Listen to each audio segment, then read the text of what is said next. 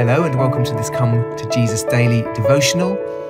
This week we're looking at the book of Luke, and today we're looking at how Jesus warns us how we must be on our guard against the infection of religious hypocrisy.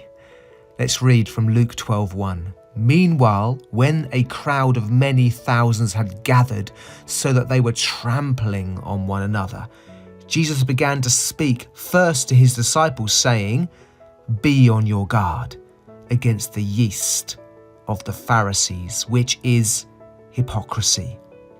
Today's lesson: the devil wants to pull us into hypocrisy so that we are robbed of true spiritual power that can do damage to the kingdom of darkness. Let's say that again. The devil wants to pull us into hypocrisy so that we are robbed of true spiritual power that can do damage to the kingdom of darkness. Jesus summarizes the main problem with the religious leaders of his day as hypocrisy, and it's a danger for all of us. Hypocrisy comes from the idea of acting. It's playing a part or simulation of virtue. It's seeking to look like something that we are not. Now, the devil doesn't mind us looking like we have spiritual power. He doesn't mind us looking like we're Christians. What he minds is when we have true faith and true power that can do damage to the kingdom of darkness. The devil wants to pull us into hypocrisy, which is wearing a mask for personal benefit. Religion and hypocrisy often go together. Religious hypocrisy is seeking to earn the favour of God and people by virtue signalling. It's performing the right kinds of spiritual practices, having the right kinds of beliefs, saying the right words, saying the right prayers, when in reality, we're putting on a mask over our true selves. Through Luke 11:39 to 12:3, Jesus attacks their hypocrisy in a number of areas. Now, I haven't got time to go through this in detail. You can read it for yourself. But here are some summaries of these things that he attacks. In Luke 11:37 to 41, he attacks their scrupulosity over external ceremonies, whilst neglecting to allow God to cleanse their hearts. He attacks their scrupulosity in 11:42 over tithing for a show, whilst neglecting love and justice, love for God and love for people. In 11:33, he attacks their wanting to be seen as important. And now we're all pulled into that, aren't we? If we feel overlooked, don't we? We all feel this. Maybe it's just me, but I feel it. I feel a temptation to have the most important places. And he attacks them for it, hypocrisy. In Luke 11:44, he attacks their seeking to look holy, whilst leading people into sin and hypocrisy. He attacks in Luke 11:45 to 46 the way that they burden people with unnecessary religious rules. That's what hypocrisy does. It burdens people with things. Unnecessary religious rules. In Luke 11:47 to 51, he attacks the way that these people honour the martyred prophets, who conveniently can no longer confront them because they still have the same self-righteous defensiveness as the murderers of the prophets. But conveniently, they're now dead, so they honour them. David Garland writes about their attitude, quote, "Had we lived," he's quoting them as saying this, "had we lived in the days of the prophets, unlike our fathers, we would have heeded them."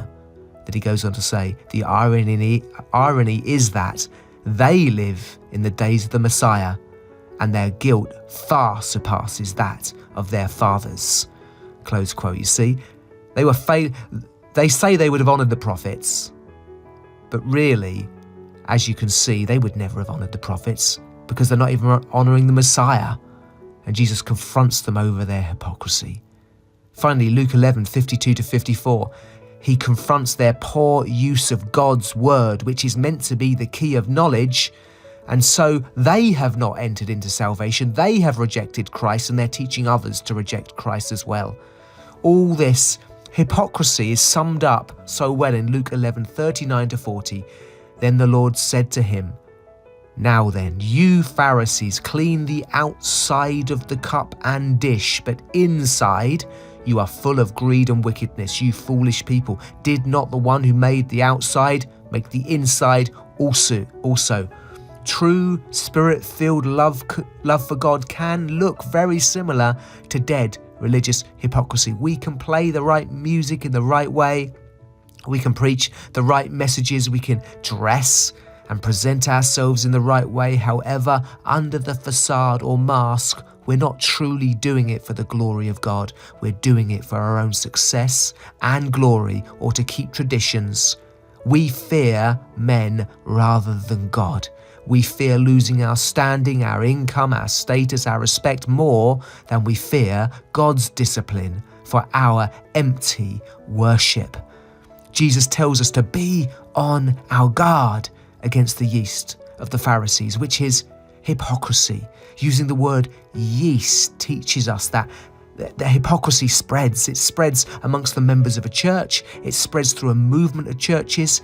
We need teachers and prophets to keep calling us back to authenticity and to truth.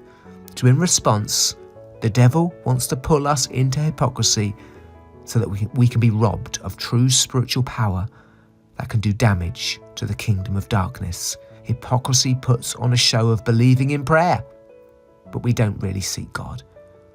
Hypocrisy puts on a show of believing in the gospel, but we don't really believe in its power to save and transform. Maybe we believe in entertainment nowadays. Maybe we believe in great stories. Maybe we even believe in healing. Healing's a good thing, but it's the gospel that saves. Hypocrisy puts on a show of believing in the Spirit whilst neglecting his gifts and power. Hypocrisy puts on a show of believing in relational purity whilst indulging in impurity.